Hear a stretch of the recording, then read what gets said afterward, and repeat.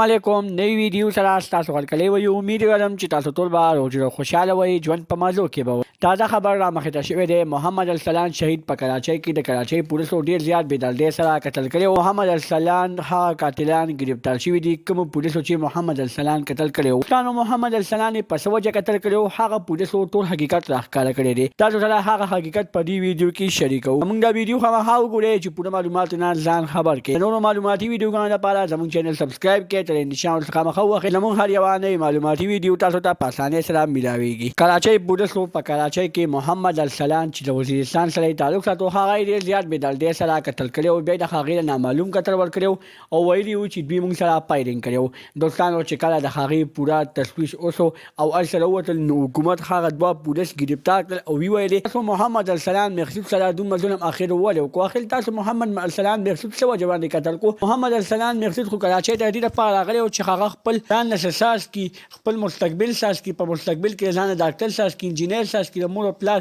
وږي ساز شي او تاسو د هغه مور او پلار وږو سره دومره ظلم وکړو دومره بېدردۍ سره هم قتل کو. پولیس وایي چې دا مونږ نه دی قتل کړی دا زموږ نه په غلطۍ کې لګېدلی دی.